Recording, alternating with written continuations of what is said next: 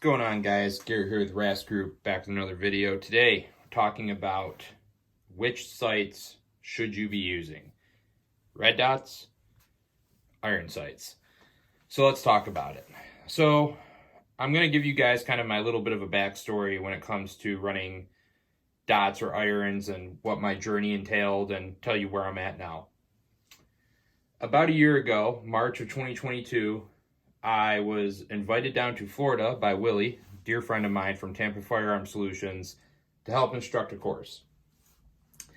Got down there, met him, met Joel from Technical Methods, awesome dude as well. And we started getting everything set up, and then we started the day, started shooting. I immediately noticed I was the only instructor down there running iron sights. Every other instructor down there was using some form of an RDS, red dot sight on their pistol. So I didn't think too much of it, honestly. I kind of left and I was like, yeah, that seems like that could be a good idea. I don't know, I've never really tried it. I own quite a few, but we'll see. So I got back home and I'm thinking about it. I'm like, you know what? I'm going to do it. I'm going to try it. So I threw together a Glock 19, right? This Glock 19 to be exact. And I was like, you know what, I'm going to go take a class. So I went down to Ohio, took an EDC medical class from Archangel Tech Med, shout out to Justin, along with Dynamic Threat Solutions, shout out to Tyler, shout out to Seth, awesome dudes. And it was a good day. It was eye-opening, and I used the Trijicon SRO for the entirety of it. The gun I was using before that was this gun right here, a bone stock Glock 19X, right? SLR rifle works mag well, Surefire X300. Did have a CAGWorks extended slide release on here.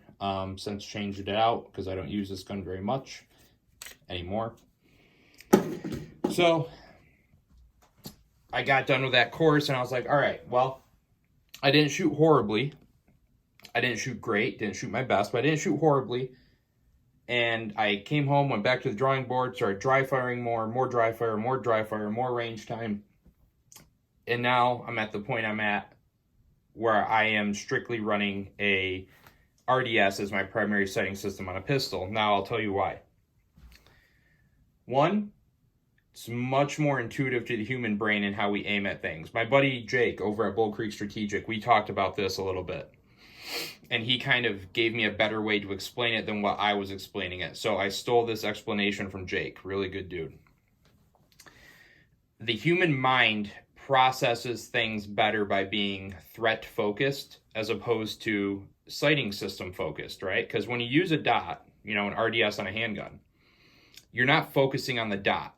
You're focusing on the threat. You're focusing on what you want to engage, what you want to impact, and you're kind of superimposing the dot on top of it and staring through it while maintaining threat focused.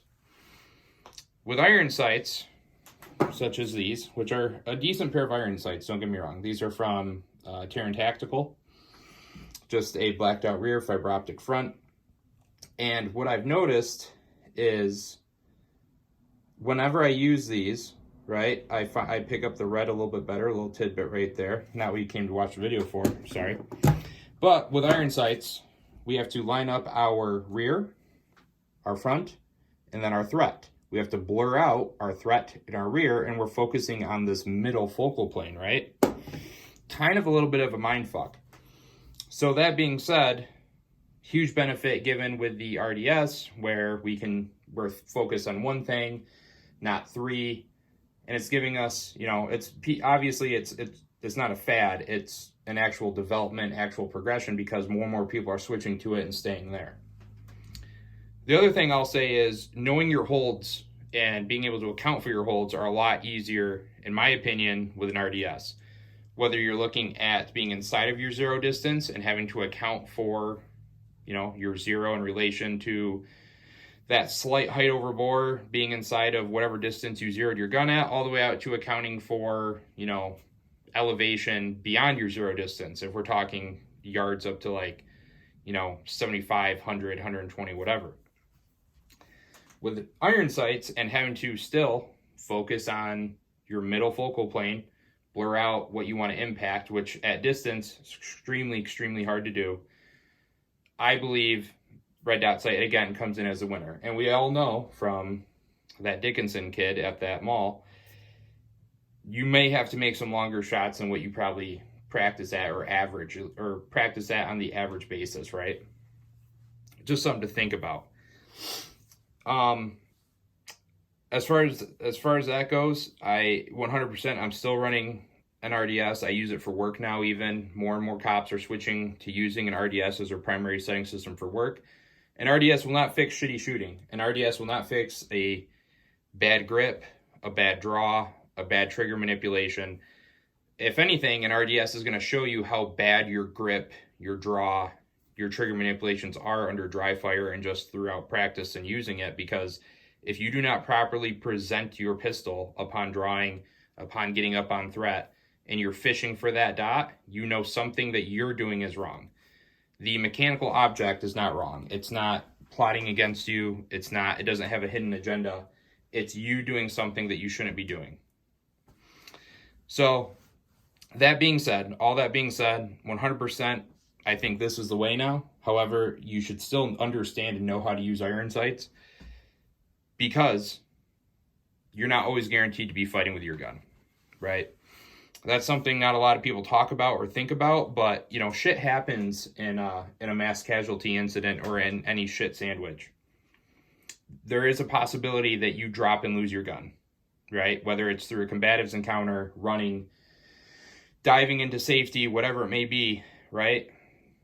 Maybe you forgot to put on your gun that day. Murphy's Law, right? You forgot your gun and that's the day something happens. Well, you happen to pass by a casualty on the ground, they've since expired, and you see this laying next to them, right? Is it worth picking this up and doing a quick chamber check, doing a quick mag check, seeing that there's ammo inside and grabbing the gun and going? Or do you just forgo that and hope that you find a better option, right? I don't know. I think it's still worth having the discussion, still worth learning some basic marksmanship fundamentals with iron sights. And then once you have that and you at least have that understanding, I would instantly start moving over and looking at RDS options. I think this is the way. I really do. However, I think this still has its principles in knowing how to use them, because most people, I shouldn't say most, depending on where you live, a lot of people are not using RDS platforms. So knowing how to use your iron sights, still 100% beneficial. So I appreciate you guys stopping by. I know this was kind of a lengthy discussion. I didn't want it to be this long, but I thought it was important to have good topic to discuss it with your friends, family, training group, whatever you do. Please like, comment, share, subscribe, all that stuff. Check us out on Instagram @_RASGroup. Check us out on the website, rasgrouptraining.com. And you guys stay safe, stay trained, stay rad. I'll be back with the next one.